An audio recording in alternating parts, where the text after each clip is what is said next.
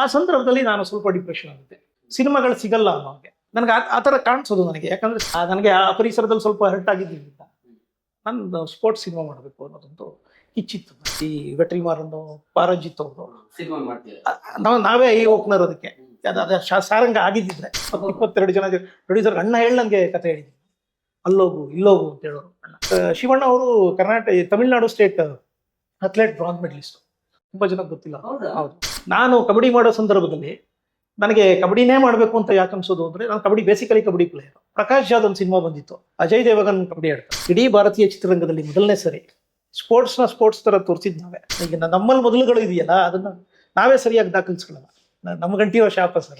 ಈಗ ಸಾರಂಗ ಮತ್ತೆ ಮಾಡಕ್ಕಾಗಲ್ಲ ನನ್ನ ಅಣ್ಣನಿಗೆಸ್ಕರ ಮಾಡಿದ್ ಸ್ಕ್ರಿಪ್ಟ್ ಅದು. ನನ್ಗೇನ್ ಅಂತ ಇಂಟ್ರೆಸ್ಟ್ ಇಲ್ಲ. ಅದು ಫ್ಯೂಡಲ್ ಸೊಸೈಟಿ ಇದೆಯಲ್ಲ, ಅದು ಹುಟ್ಟಾಕದಂತ ಭದ್ರತೆ, ಅನ್ಸರ್ಟನಿಟಿ. ಯಾಕೆ ಅಂತ ಗೊತ್ತಿಲ್ಲ ನನಗೆ. ಕೇಶಪ್ಪ ಕಾಡ್ತಾನೆ, ಚಂದಪ್ಪ ಹರಿಜನ್ ಕಾಡ್ತಾನೆ. ನಾವು ಯಾರ ನೆಲೆಗೋಸ್ಕರ ಹೋರಾಟ ಮಾಡ್ತಿರ್ತೀವೋ ಆ ನೆಲೆ ಕುಸ್ತೋಗುತ್ತೆ.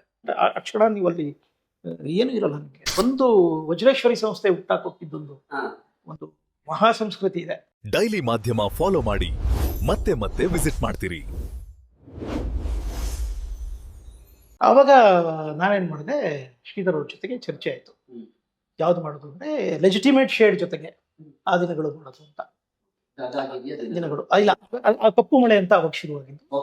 ಡಿಸ್ಕಷನ್ ಶುರು ಆಯ್ತು, ಎಲ್ಲವೂ ಆಯ್ತು. ಎಲ್ಲವೂ ಆದ್ಮೇಲೆ ನಾನು ಕೊನೆಯ ಘಟ್ಟದಲ್ಲಿ ನಾನು ಅಲ್ಲಿ ಇರಕ್ಕಾಗ್ಲಿಲ್ಲ, ಕಾರಣಾಂತರಗಳಿಂದ ನಾನು ಹೊರಗಡೆ ಬಂದೆ. ಆ ಪ್ರಾಜೆಕ್ಟ್ ನಿಂದ ಹೊರಗಡೆ ಬಂದೆ. ಆಮೇಲೆ ಚೈತನ್ಯ ಅನ್ನೋರು ಯಾರೋ ಬಂದ್ರು, ನಾನು ಹೊರಗಡೆ ಬಂದ್ಬಿಟ್ಟೆ. ನನಗೆ ಆ ಸಂದರ್ಭದಲ್ಲಿ ನಾನು ಸ್ವಲ್ಪ ಡಿಪ್ರೆಷನ್ ಆಗುತ್ತೆ. ಇನ್ನು ಸಿನಿಮಾಗಳು ಸಿಗಲ್ಲ ಅನ್ನೋಂಗೆ ನನಗೆ ಆ ಥರ ಕಾಣಿಸೋದು ನನಗೆ. ಯಾಕಂದ್ರೆ ಸಿಕ್ಕಾಪಟ್ಟೆ ಕೋಟಿ, ನಾವು ತುಂಬಾ ಸಾಧಾರಣ ಮನೆತನದ ಪರಿಸರದಿಂದ ಮನೆಯಿಂದ ಬಂದಂಥವ್ರಿಗೆ ನಮಗೆ ಕೋಟಿ ರೂಪಾಯಿ ಯಾರಾಗ್ತಾರೆ. ಅವಾಗ ಕಿಶೋರ್ ಕಸಿನ್ಸ್ ಇಬ್ಬರಿದ್ರು, ಅನೂಪ್ ಗೌಡ ಅಂತ ಮತ್ತು ಹರ್ಷ ಅಂತ. ಅವರು ನನಗೆ ಸಪೋರ್ಟ್ ಮಾಡೋದು. ನನ್ನ ಕಸಿನ್ನ ನೀವು ಇಷ್ಟು ಚೆನ್ನಾಗೆಲ್ಲ ಆಗಿದೆ, ಬನ್ನಿ ಬಾಬು ನಾವು ನಿಮ್ಮ ಜೊತೆಗೆ ನಿಂತ್ಕೊಳ್ತೀವಿ ಅಂತ. ಅವಾಗ ನಾನು ಡಿಸೈಡ್ ಮಾಡಿದ್ದೇನೆಂದ್ರೆ, ನಾನು ಮತ್ತೆ ಈ ಥರದ ಸಿನಿಮಾ ಮಾಡೋದು ಬೇಡ, ನಾನು ಸ್ಪೋರ್ಟ್ಸ್ ಸಿನಿಮಾ ಮಾಡ್ತೀನಿ. ನನಗೆ ಆ ಪರಿಸರದಲ್ಲಿ ಸ್ವಲ್ಪ ಹರ್ಟ್ ಆಗಿದ್ದರಿಂದ ನಾನು ಸ್ಪೋರ್ಟ್ಸ್ ಸಿನಿಮಾ ಮಾಡಬೇಕು ಅನ್ನೋದೊಂದು ಇಚ್ಛಿತ್ತು ನನಗೆ. ಹಂಗಾಗಿ ಸ್ಪೋರ್ಟ್ಸ್ ಸಿನಿಮಾ ಬದಲಿಂದ ನಾನು ಶಿವಣ್ಣ ಅವ್ರಿಗೆ ಸಾರಂಗ, ಅದಕ್ಕೆ ಮುಂಚೆನೇ ಶಿವಣ್ಣ ಅವ್ರಿಗೆ ಸಾರಂಗ ನಾನು ಹೇಳಿ ಶಿವಣ್ಣ ಅವ್ರಿಗೆ ಬಹಳ ಇಷ್ಟ ಆಗಿ. ಸಾರಂಗದ ವಿಶೇಷತೆ ಏನಂದ್ರೆ, ಇವತ್ತೇನು ಭಾರತದಲ್ಲಿ ಟ್ರೆಂಡ್ ನಡೀತಿದೆ, ಈ ವೆಟ್ರಿಮಾರನ್ನು ಪಾರಂಜಿತ್ ಅವರು ನಾವೇ ಈ ಓಪನರ್ ಅದಕ್ಕೆ ಸಾರಂಗ ಆಗಿದ್ದಿದ್ರೆ. ಕೆಳಸ್ತರದ ಹುಡುಗ ಕಾಮನ್ವೆಲ್ತ್ ಸ್ಪೋರ್ಟ್ಸ್ ಅಥ್ಲೆಟ್ ಅಲ್ಲಿ ಮೆಡಲ್ ಮಾಡ್ಕೊಂಡು ಬಂದು ಕಾಮನ್ವೆಲ್ತ್ ಇಂದ ಅಪ್ಪರ್ ಸೊಸೈಟಿ ಹುಡುಗಿ ಜೊತೆಗೆ ಮದುವೆ ಆಗಕ್ಕಾಗಲ್ಲ. ಅದು ಸಬ್ಜೆಕ್ಟ್ ಸಿಕ್ಕಾಪಟ್ಟೆ ಚೆನ್ನಾಗಿತ್ತು, ಬೇರೆ ಬೇರೆ ಡೈಮೆನ್ಷನ್ ಅಲ್ಲಿ ಇತ್ತು. ಶಿವಣ್ಣ ಅವರೇ ನನಗೆ 20 ಜನ ಪ್ರೊಡ್ಯೂಸರ್ಸ್ಗೆ ಕತೆ ಹೇಳಿಸಿ, 22 ಜನ ಪ್ರೊಡ್ಯೂಸರ್ ಅಣ್ಣ ಹೇಳಿ ನನಗೆ ಕತೆ ಹೇಳಿದ್ದೀನಿ, ಅಲ್ಲೋಗು ಇಲ್ಲೋಗು ಅಂತ ಹೇಳೋರು ಅಣ್ಣ. ಕತೆ ಹೇಳ್ಬಿಟ್ಟು ಬರ್ತಿದ್ದೆ ನಾನು ಹೇಳಂದ್ರೆ, ನಮ್ಮ ಇಂಡಸ್ಟ್ರಿಗೆ ಒಂದು ಮಿತಿ ಇರುತ್ತೆ. ಆ ಮಿತಿ ಜೊತೆಗೆ, ಯಾಕಂದ್ರೆ ನಾವು ಅವತ್ತೇ ಕಾಮನ್ವೆಲ್ತ್ ಇವೆಂಟ್ ಮಾಡ್ಬೇಕಾಗಿದ್ರೆ ಇವೆಂಟ್ ತರದ್ದು ಒಂದು ಶೂಟ್ ಮಾಡ್ಬೇಕಾಗಿತ್ತು. ಸ್ಟೇಜಸ್ ಜೊತೆಗೆ ಹೋಗ್ಬೇಕಾಗಿತ್ತು. ಅವನೊಬ್ಬ ಪವರ್ ಸ್ಟಾರ್ ಆಗ್ಬಿಡ್ತಾನೆ. ಆಮೇಲೆ ಬಿಗ್ ಸ್ಕೇಲ್ ಸಿನಿಮಾ ಅದು. ಹಂಗಾಗಿ ಎಲ್ಲರೂ ಕೇಳೋರು ಸ್ಕೇಲ್ ಬಗ್ಗೆ, ಕತೆ ಎಲ್ಲರೂ ಇಷ್ಟ ಆಗೋದು ಸ್ಕೇಲ್ ಬಗ್ಗೆ. ಹೌದು, ಯಾಕಂದ್ರೆ ಅಣ್ಣ ಅವತ್ತು ಶಿವಣ್ಣ ಅವರು Tamil Nadu state athlete bronze medalist, ತುಂಬಾ ಜನಕ್ಕೆ ಗೊತ್ತಿಲ್ಲ. ಹೌದು, ಹರ್ಡಲ್ಸ್ ಆಡ್ತಿದ್ರು, ಹರ್ಡಲ್ಸ್ ಓಡ್ತಿದ್ರು. Is a sprinter actually. ಅಣ್ಣ ಬಹಳ ಚೆನ್ನಾಗಿ ಓಡ್ತಾರೆ. ರಾಕ್ಷಸ ಸಿನಿಮಾ ನೀವು ನೋಡಿ, ಸುಮ್ಮನೆ ಅಷ್ಟೊತ್ತಾಗ್ಲೇ ಅವರು ಮಿಡ್ಲ್ ಏಜ್ ಅಲ್ಲಿ ಇದ್ರು. ಬಟ್ ಚೇಸಿಂಗ್ ಅಲ್ಲಿ ಅವರು ಒಂದು ಮಾತಾಡೋರು ಫೈಟ್ ಮಾಸ್ಟರ್ಗೆ, ಕೆಡಿ ವೆಂಕಟೇಶ್ ಅಂತ ಫೈಟ್ ಮಾಸ್ಟರ್. ಹೌದು, ಕೆಡಿ ವೆಂಕಟೇಶ್ಗೆ ಒಂದು ಕೆಲಸ ಮಾಡೋದು, ನೀನು 1 ಕಿಲೋಮೀಟರ್ ಇಂದ ಓಡು, 1.5 ಕಿಲೋಮೀಟರ್ ರೇಸು, ನಾನು 1.5 ಕಿಲೋಮೀಟರ್ ಓಡ್ತೀನಿ, ನೀನು 1/2 ಕಿಲೋಮೀಟರ್ ಇಂದ ಓಡು, ನೀನು ಮಧ್ಯದಿಂದ ಓಡು, ನಾನು ನಿನ್ನ ಓವರ್ಟೇಕ್ ಮಾಡ್ಕೊಂಡು ನಿಂತೇಳು. ಸೊ ಅಷ್ಟು ಕಾನ್ಫಿಡೆನ್ಸ್ ನನಗೆ ಆಗ್ಲಿಲ್ಲ ಸರ್. ಆಮೇಲೆ ಕಬಡ್ಡಿ ಮಾಡ್ಕೊಂಡೆ ನಾನು.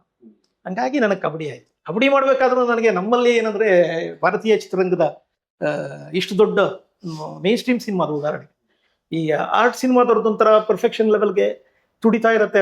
ಅವ್ರಿಗೆ ಇನ್ಫ್ರಾಸ್ಟ್ರಕ್ಚರು, ಆ ಥರದ್ದು ಬಡ್ಜೆಟ್ಟು, ಸಂಪನ್ಮೂಲಗಳು ಕೊರತೆ ಇರುತ್ತೆ.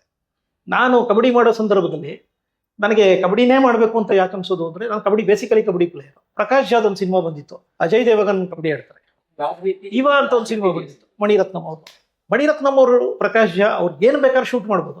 ಈ ದೇಶದ ಬಹಳ ದೊಡ್ಡ ನಿರ್ದೇಶಕರುಗಳು ಅವ್ರು ಇಬ್ರು ಕಬಡ್ಡಿ ಹೆಂಗ್ ಶೂಟ್ ಮಾಡಿದ್ರು ಅಂದ್ರೆ, ಅದನ್ನ ಹೇಳಕ್ಕಾಗಲ್ಲ ನಾನು. ಅರೆ ನಮ್ಮ ಅಸ್ಮಿತೆ ಅದು, ನಮ್ಮ ಸ್ಪೋರ್ಟ್ಸ್ ಅದು. ನಾವಿಷ್ಟೆಲ್ಲ ಇದ್ದು ನಾವಿಷ್ಟೆಲ್ಲ ದೊಡ್ಡ ಕ್ರಾಫ್ಟ್ಗಳು ಇದ್ದೀವಿ ಅಂತ ನಾವು ಹೇಳ್ಕೊಂಡು ನಾವು ಒಂದು ಸ್ಪೋರ್ಟ್ಸ್ನ ಪ್ರಾಮಾಣಿಕವಾಗಿ ನಾವು ತೆರೆ ಮೇಲೆ ತರಕ್ಕಾಗಲಿಲ್ಲ ಅನ್ನೋ ಕಾರಣಕ್ಕೋಸ್ಕರ ನಾನು ಕಬಡ್ಡಿ ಶುರು ಮಾಡಿದ್ದೆ ಸರ್. ಕಬಡ್ಡಿ ಶುರು ಮಾಡಿದಾಗ ನನಗೆ ಅದೊಂದು ಗರ್ವ ಇದೆ. ಇಡೀ ಭಾರತೀಯ ಚಿತ್ರರಂಗದಲ್ಲಿ ಮೊದಲನೇ ಸರಿ ಸ್ಪೋರ್ಟ್ಸ್ ಥರ ತೋರಿಸಿದ್ದು ನಾವೇ. ಅಲ್ಲಿ ತನಕ ಎಲ್ಲವೂ ಸ್ಪೋರ್ಟ್ಸ್ನ ಎಂತ ಕೊರಿಯೋಗ್ರಫಿ ಮಾಡೋರು ಅಥವಾ ಅದೇನೋ ಐಸ್ ಆಡಿಸೋರು, ಲಗೋರಿ ಆಡಿಸೋರು, ಒಂದು ಡಿಸಿಪ್ಲಿನ್ ಅಕಾಡೆಮಿಕ್ ಸ್ಪೋರ್ಟ್ಸ್ನ ಅಕಾಡೆಮಿಕ್ ಲೆವೆಲಲ್ಲಿ ತೋರಿಸಿದ್ದು ನಾವು. ಹಂಗಾಗಿ ಸ್ಪೋರ್ಟ್ಸ್ ಅಥಾರಿಟಿ ಆಫ್ ಇಂಡಿಯಾದ ಅಷ್ಟು ಜನ ಮಕ್ಕಳನ್ನ ಆ ಸರಿ ಟ್ರೈನ್ ಮಾಡ್ತಿದ್ರಲ್ಲ, 12 ಜನ, ಅಷ್ಟು ಜನನೂ ಕ್ಯಾಸ್ಟ್ ಮಾಡಿದ್ದೆ. 40 ಜನ ನ್ಯಾಷನಲ್ ಲೆವೆಲ್ ಪ್ಲೇಯರ್ ಇದ್ರು, 4 ಜನ ಇಂಟರ್ನ್ಯಾಷನಲ್ ಲೆವೆಲ್ ಪ್ಲೇಯರ್ ಇದ್ರು. ಅಷ್ಟು ಜನ ಇನ್ವಾಲ್ವ್ ಆಗಿ ಆದಂಥ ಸಿನಿಮಾ. ಅದ್ರ ಬಗ್ಗೆ ಗರ್ವ ಇದೆ. ಬಟ್ ನಮ್ಮಲ್ಲಿ ಏನಂದ್ರೆ ಅದು ಗೊತ್ತಾಗಲ್ಲ. ಅದು ಈಗ ನಮ್ಮಲ್ಲಿ ಮೊದಲುಗಳು ಇದೆಯಲ್ಲ, ಅದನ್ನ ನಾವೇ ಸರಿಯಾಗಿ ದಾಖಲಿಸ್ಕೊಳ್ಳಲ್ಲ. ನಮ್ಮ ಗಂಟಿರೋ ಶಾಪ ಸರ್. ಈಗ ಸಾರಂಗ ಮತ್ತೆ ಮಾಡಕ್ಕಾಗಲ್ಲ ಸುವರ್ಣ ಜೊತೆ? ನನ್ನ ಅಣ್ಣನಿಗೋಸ್ಕರ ಮಾಡಿದ ಸ್ಕ್ರಿಪ್ಟ್ ಅದು. ಅಣ್ಣ ಈಗ ಮಾಡೋ ಏಜ್ ಪರ್ಮಿಟ್ ಮಾಡೋದು ನನ್ಗೇನು ಅಂತ ಇಂಟ್ರೆಸ್ಟ್ ಇಲ್ಲ. ಅದು ನಾನು ಅವಾಗಲೇ ಕೇಳಿದೆ, ಭೀಮಾ ತೀರದ ಅಂತಃಕರನೇ ಯಾಕೆ ಅಂತ. ಯಾಕೆ ಈ ಕಥೆ ನೀವು ಆಯ್ಕೆ ಮಾಡಿ? ಆಲ್ಬರ್ಟ್ ಕಾಮು ಕಡೆ ಹೇಳ್ತಾನೆ, ನೋವು, ಹತಾಶೆ, ಗೊಂದಲ ಕೊಡೋ ಅನುಭವನ ಯಾವ ಮಹಾಕಾವ್ಯವೂ ಕೊಡೋದಿಲ್ಲ. ಸುಮ್ಮನೆ ನಾನು ಕರ್ನಾಟಕದ ಈಗ ನಮಗೆ ಪ್ರಜ್ಞೆ ಬಂದ್ಮೇಲೆ ನಾವು ಟ್ಯಾಬ್ಲೆಟ್ಗಳು ಅಥವಾ ಈ ಪತ್ರಿಕೆ ಈ ಥರದ್ದೆಲ್ಲ ಓದೋಕೆ ಶುರು ಮಾಡಿದ್ಮೇಲೆ ಅತ್ಯಂತ ನೋವು, ಹತಾಶೆ, ಗೊಂದಲ ಯಾರು ಬದುಕಲ್ಲಿ ಇರ್ಬೋದು, ಯಾರು ಅನ್ಸರ್ಟನಿಟಿನಲ್ಲಿ ಯಾರಿರ್ಬೋದು ಅಂತ, ಅಷ್ಟು ಅಭದ್ರತೆನಲ್ಲಿ, ಅಷ್ಟು ಅನ್ಸರ್ಟನಿಟಿ, ಕ್ಷಣಕ್ಕೂ ಬದುಕಿ ಜೀವಿಸಿ ಯಾರು ಸತ್ತಿರ್ಬೋದು ಅಂತ ಅನಿಸಿದಾಗ ನನಗೆ ಕಾಡೋದು ಒಂದೇ ಇದ್ದದು. ಭೀಮಾ ತೀರದ ಏನದು ಆ ಉಳಿಗಮಾನ್ಯ ಪದ್ಧತಿ, ಏನದು ಫ್ಯೂಡಲ್ ಸೊಸೈಟಿ ಇದೆಯಲ್ಲ, ಅದು ಹುಟ್ಟಾಕದಂತ ಅಭದ್ರತೆ, ಅನ್ಸರ್ಟನಿಟಿ. ಅಂದ್ರೆ ಇದು ಮೊದಲಿಂದಲೂ ಇದೆಯಾ ಈ ಕಾಡುವಿಕೆ? ಕಾಡುವಿಕೆ ನನಗೆ ಚಂದ್ರಪ್ಪ ಕಾಡ್ತಾನೆ ಅವಾಗ. ಯಾಕೆ ಅಂತ ಗೊತ್ತಿಲ್ಲ ನನಗೆ. ಕೇಶಪ್ಪ ಕಾಡ್ತಾನೆ, ಚಂದಪ್ಪ ಹರಿಜನ್ ಕಾಡ್ತಾನೆ. ತುಂಬಾ ಸರಿ ಆ ಥರದ್ದು ಎಕ್ಸ್ಪೀರಿಯನ್ಸ್ಗಳು. ನಾವು ಯಾರ ನೆಲೆಗೋಸ್ಕರ ಹೋರಾಟ ಮಾಡ್ತಿರ್ತೀವೋ ಆ ನೆಲೆ ಕುಸ್ತೋಗುತ್ತೆ. ಅವಾಗ ನಿಮ್ಗೆ ವಾಟ್ ನೆಕ್ಸ್ಟ್? ನಿಮ್ಗೆ ನೀವೇನ್ ಮಾಡಕ್ ಹೋಗ್ತೀರಿ? ನೀವು ಯಾವ್ದು ಮೂಲ ಯಾರಿಗೋಸ್ಕರ ಹೋರಾಟ ಮಾಡ್ತಿರ್ತೀವೋ ಅವ್ರು ಇರಲ್ಲ ಸರ್ ನಿಮ್ಮ ಜೊತೆಗೆ. ಆ ಕ್ಷಣ ನೀವು ಅಲ್ಲಿ ಏನು ಇರಲ್ಲ ನಿಮ್ಗೆ. ಅದು ಶಿಖರ ಸೂರ್ಯದಲ್ಲಿ ಒಂದು ಸೀನ್ ಇದೆ. ಶಿಖರ ಸೂರ್ಯ ಚಂದ್ರಶೇಖರ್ ಕಂಬಾರದು. ಆ ಟ್ರೈಬಲ್ ಒಬ್ಬ ಇರ್ತಾನೆ, ಅವನು ಶಿಖರ ಸೂರ್ಯನಿಗೆ ಬಹಳ ಹೆಲ್ಪ್ ಮಾಡಿರ್ತಾನೆ. ಅವನಿಗೆ ಗೊತ್ತಾಗತ್ತೆ ಇವನು ನನಗಿಂತ ಜಾಸ್ತಿ ಮೈಲೇಜ್ ತಗೊಳ್ತಿರ್ತಾನೆ ಅಲ್ಲ, ಅದು ಏನದು ಆ ಲೀಡರ್ಶಿಪ್ ಒಂದು ಟೆಂಡೆನ್ಸಿ ಇದು. ಯಾರು ಅವ್ರಿಗೋಸ್ಕರ ಕೆಲಸ ಮಾಡ್ಕೊಡ್ತಿರ್ತಾರೋ ಅವ್ರನ್ನ ಫಸ್ಟ್ ಚಾಪ್ ಮಾಡಬೇಕು. ಇಟ್ಸ್ ಅ ಟೆಂಡೆನ್ಸಿ ಅದು. ಅಥವಾ ಯಾರು ಕೆಲಸ ಮುಗಿದ ಮೇಲೆ ಅಷ್ಟೇ ಅದು ಒಂಥರದ್ದು ಕೆಲಸ ಮುಗಿತಾ ಅದು ಕಾಡುವಂಥದ್ದು. ಶಿಖರ ಸೂರ್ಯದು ಓದಾದ್ಮೇಲೆ ನನಗೆ ಇನ್ನೂ ಹೆಚ್ಚು ಇದು ಜಾಸ್ತಿ ಕಾಡಕ್ಕೆ ಶುರುವಾಗೋದ. ಶಿಖರ ಸೂರ್ಯ ಓದಾದ್ಮೇಲೆ ಚಂದಪ್ಪ ಜಾಸ್ತಿ ಕಾಡಕ್ಕೆ ಶುರುವಾದ. ಅದು ಯಾಕೆ ಅಂತ ಗೊತ್ತಿಲ್ಲ. ನನ್ನ ಹತ್ರ ಈಗ ಒಂದಷ್ಟು ಕಥೆಗಳಿದೆ ಸರ್, ನಾನು ಅದು ಹೇಳಕ್ ಹೋಗಲ್ಲ. ಯಾಕಂದ್ರೆ ಈಗ ನಾನು ಒಂದ್ಸರಿ ಒಂದು ರೈಟ್ಸ್ ತಗೊಂಡ್ಬಿಟ್ಟೆ. 3 ಜನ ಭಾಳ ಬೇಗ ನಾನು ರೈಟ್ಸ್ ತಗೊಂಡು ನಮ್ಗೆ ಮಾಡೋಕ್ಕಾಗಲ್ಲ ಅನ್ನೋಕೆ ಮುಂಚೆನೇ ಅದು ರೈಟ್ಸ್ ತಗೊಂಡ್ರು. ಕನ್ನಡದಲ್ಲಿ ಒಂದು ಕೊರತೆ ಇದೆ, ಕಥೆಗಳನ್ನ ಹುಡ್ಕೋದು. ಆಮೇಲೆ ನಮ್ಮಲ್ಲಿ ಸಿಕ್ಕಾಪಟ್ಟೆ ಒಳ್ಳೊಳ್ಳೆ ಕಥೆಗಳಿವೆ. ಸ್ಕ್ರೀನ್ಗೆ ಹೆಂಗೆ ಮಾಡಬೇಕು ಅನ್ನೋದು ಅದು ನಿಮ್ದೊಂದು ಕೃಷಿ ಅಷ್ಟೇ. ನನಗೆ ಹೆಂಗೆ ಸಾಧ್ಯ ಆಯಿತು ಅಂದರೆ, ನಾನು ಸಿನಿಮಾ ಪರಿಸರದಿಂದ ಬೆಳೆದಾಗಿ ನನಗೆ ರಂಗಭೂಮಿ ಮತ್ತು ನಾನು ಬೆಳೆದು ಬಂದಂಥ ದಾರಿಯಿಂದ ನಾನು ಪಡ್ಕೊಂಡಿರೋ ಅದೊಂದು ಏನದು ಅದು ಶಿಸ್ತದು. ನನಗೆ ಪ್ರೊಡ್ಯೂಸರ್ಸ್ ಬಂದಾಗ ಅಷ್ಟೇ ಮಾತಾಡ್ತೀನಿ ಸರ್. ತುಂಬಾ ರೋಚಕವಾದಂತಹ ಕಥೆ. ಅದನ್ನ ಸಿನಿಮಾಗೆ ಘನರೋಚಕ ಸಿನಿಮಾ ಚೌಕಟ್ಟಿಗೆ ಸ್ಕ್ರೀನ್ಗೆ ತರುವಾಗ ಬಹಳಷ್ಟು ಚಾಲೆಂಜ್, ಸಿದ್ಧತೆಗಳು ಬೇಕು. ವಿಜುವಲ್ ಮೀಡಿಯಾ ಇದೆಯಲ್ಲ, ವಿಜುವಲ್ ಮೀಡಿಯಾಗೆ ಅದನ್ನ ತರೋದೇ ಬಹಳ ಚಾಲೆಂಜ್. ಈ ಹಿಂದೆ ಒಂದು ಸಿನಿಮಾ ಬಂದಿದೆ, ನಾನು ಅದಕ್ಕಾಗಿ ಈ ಪ್ರಶ್ನೆ ಕೇಳಿದೆ. ಸಿನಿಮಾ ಅಷ್ಟು ಗಾಢವಾಗಿ ಪ್ರೇಕ್ಷಕರ ಒಳಕ್ಕೆ ಇಳಿಲಿಲ್ಲ, ಅಂದ್ರೆ ಗೊತ್ತಿಲ್ಲ ಅದು ಎಕ್ಸಿಕ್ಯೂಷನ್ ನಲ್ಲಿ ಆಗಿಲ್ಲ. ಅದೇ ನನಗೇನಾಗತ್ತೆ, ನಾನು ಅದನ್ನೇ ಹೇಳೋದು. ಈಗ ಯಾವಾಗಲೇ ಕನ್ನಡದಲ್ಲಿ ನಮಗೆ ಒಂದು ವಜ್ರೇಶ್ವರಿ ಸಂಸ್ಥೆ ಹುಟ್ಟಾಕೊಟ್ಟಿದ್ದೊಂದು ಒಂದು ಮಹಾ ಸಂಸ್ಕೃತಿ ಇದೆ. ಕವಿರತ್ನ ಕಾಳಿದಾಸ ಇದೆಯಲ್ಲ, 2 ಸರಿ ಆಗಿತ್ತು, ಮತ್ತೆ ವಾಪಸ್ ಮಾಡಿದ್ರು. ಕವಿ ಕಾಳಿದಾಸ ಆಗಿತ್ತು, ಮತ್ತೆ ಮಾಡಿದ್ರು. ನಾನು ಅದನ್ನೇ ಹೇಳೋದು. ಮತ್ತೆ ಭಕ್ತ ಗೋರ ಕುಂಬಾರ ಅಂತೇನೋ ಆಗಿತ್ತು, ಇದಾಗಿತ್ತು, ಮತ್ತೆ ಭಕ್ತ ಕುಂಬಾರ ಆಗಿತ್ತು. ಸಾಹಿತ್ಯ ಕೃತಿ ನಾವು ಬೇರೆ ಬೇರೆ ಸಂಸ್ಥೆಗಳು ಮಾಡಿರ್ಬೋದು, ಬಟ್ ಸಾಹಿತ್ಯ ಕೃತಿ ಅಂತ ಬಂದಾಗ ಆ ವಜ್ರೇಶ್ವರಿ ಸಂಸ್ಥೆಗೆ ಶಿಸ್ತಿತ್ತಲ್ಲ, ಅದು ಇಡೀ ಭಾರತೀಯ ಚಿತ್ರರಂಗದ ಪರಂಪರೆಗೆ 75 ಸಿನಿಮಾಗಳು, ಅದರಲ್ಲಿ ಭಾಗಶಃ 60ರಿಂದ 70ರಷ್ಟು ಸಾಹಿತ್ಯ ಕೃತಿಗಳನ್ನ ಮಾಡಿದಂಥ ಒಂದೇ ಒಂದು ಸಂಸ್ಥೆ ಭಾರತೀಯ ಚಿತ್ರರಂಗದಲ್ಲಿ, ಅದು ವಜ್ರೇಶ್ವರಿ ಸಂಸ್ಥೆ. ಹಂಗಾಗಿ ಮತ್ತೆ ನಾನು ಬಂದೆ. ನನ್ನ ಬಾಲ್ಯ ಹೆಂಗಿದೆ ಅಂದರೆ, ಅಣ್ಣವ್ರ ಕಲ್ಚರಲ್ ಪಾಲಿಟಿಕ್ಸ್ ಜೊತೆಗೆ ನನ್ನ ಬಾಲ್ಯ ಆಯಿತು. ಹಂಗಾಗಿ ನನಗೆ ಸಾಹಿತ್ಯ ಕೃತಿಗಳ ಮೇಲೇನೆ ಯಾಕಷ್ಟು ಗಾಢವಾದ ಪ್ರೀತಿ ಅಂತ ಈ ಕಾರಣಕ್ಕೆ. ಆಮೇಲೆ ಇದು ಗೊತ್ತು ನನಗೆ, ಯಾವ ಸಾಹಿತ್ಯ ಕೃತಿ ಅದು ಗೊತ್ತು ಅನ್ನೋದಕ್ಕಿಂತ ಹೆಚ್ಚಾಗಿ ಒಂದು ಆಸಕ್ತಿ ನನಗೆ. ನನಗೆ ಗೊತ್ತು ಅಂತ ಹೇಳ್ಕೊಂಡ್ರೆ ಅದು ಸ್ವಲ್ಪ ಗಾಂಚಲಿ ಆಗುತ್ತೆ. ನನ್ನ ಆಸಕ್ತಿ ಅದು ನನಗೆ ಪ್ರೊಡ್ಯೂಸರ್ ಸಿಕ್ತಾಗ ಮಾಡ್ಕೊಳ್ತೀನಿ, ಇಲ್ಲ ಅಂದ್ರೆ ಸುಮ್ಮನೆ. ನೀವು ತಾಂತ್ರಿಕತೆ ಬಗ್ಗೆ ಕೇಳಿದ್ರಿ, ನನಗೆ ಅದು ಅಕಾಡೆಮಿಕ್ ಆಗಬೇಕು ಅಂತ ಬಹಳ ಆಸೆ. ನನ್ನ ವೃತ್ತಿ, ನನ್ನ ಚಿತ್ರ ಜೀವನದಲ್ಲಿ ನನಗೆ ತುಂಬಾ ಇನ್ಸ್ಪೈರ್ ಆದ ನಿರ್ದೇಶಕರಿಬ್ರು. ಒಬ್ರು ಜಾನ್ ಅಬ್ರಹಂ ಅಂತ ಮಲಯಾಳಂ ಡೈರೆಕ್ಟ್ರು, ಇನ್ನೊಬ್ರು ಶೇಖರ್ ಕಪೂರ್. ಅವ್ರು ಇಬ್ರು ನಿರ್ದೇಶಕರಿಂದ ನಾನು ನನ್ನ ಸಿನಿಮಾ ಐಡಿಯಾಲಜಿ ಕಲ್ತಿದ್ದವರಿಂದ. ಸಿನಿಮಾ ಎಲ್ಲರೂ ಮಾಡ್ತಾರೆ, ಸಿನಿಮಾ ಐಡಿಯಾಲಜಿ ಜೊತೆಗೆ ಸಿನಿಮಾ ಮಾಡಬೇಕು ಅನ್ನೋದಿದೆಯಲ್ಲ, ಅದು ಎರಡು. ಒಂದು ಜಾನ್ ಅಬ್ರಹಂ ಏನಂದ್ರೆ ಅಲ್ಲಿದ ಮಲಯಾಳಂನ ನಿರ್ದೇಶಕರು ಅಮ್ಮ ಹರಿಯನ್ ಅಂತ ಸಿನಿಮಾ ಮಾಡಿದ್ರು. ಆ ಪರಿಸರದಲ್ಲಿ ಏನು ಸಿಗತ್ತೆ ಅದನ್ನ ನಮ್ಮ ಕೇರಮಯ್ಯ ಅವರು ಬಹಳ ಫ್ರೆಂಡ್. ಅವರು ಕೊಚ್ಚಿಯಿಂದ ಮಂಗಳೂರು ಕುಡ್ಲಾ ಹುಡ್ಕೊಂಡು ಬರ್ತಿದ್ರು. ಅದು ನನಗೆ ಕೇರಮಯ್ಯ ಅವರಿಂದ ಕಲ್ತ್ಕೊಂಡಿದ್ದೆ. ಅವ್ರ ಪರಿಚಯ ನನಗೆ ಹಿಂಗಾಯ್ತು ಅಂದ್ರೆ ರಾಮಯ್ಯ ಅವ್ರ ಮೂಲಕ ಆಗಿತ್ತು. ಶೇಖರ್ ಕಪೂರ್ ನನಗೆ ಇದರಿಂದಲೇ ಮಾಸೂಮಿಂದಲೇ ಶೇಖರ್ ಕಪೂರ್ನ ಪ್ರೆಸೆಂಟೇಷನ್ ಭಾಳ ಇಷ್ಟ ನನಗೆ.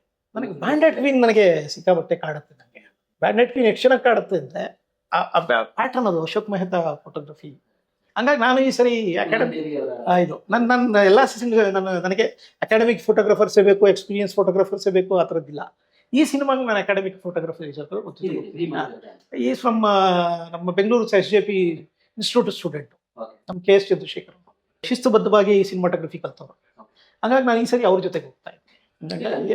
ನಿಮ್ಮ ಸಿನಿಮಾಗಳಲ್ಲಿ ಟೆಕ್ನಿಕಲ್ ಆಸ್ಪೆಕ್ಟ್ಸ್ ಅಂತ ನೋಡಿದಾಗ ಟೆಕ್ನಿಷಿಯನ್ಸ್ ತುಂಬಾ ಅಳೆದು ತೂಗಿ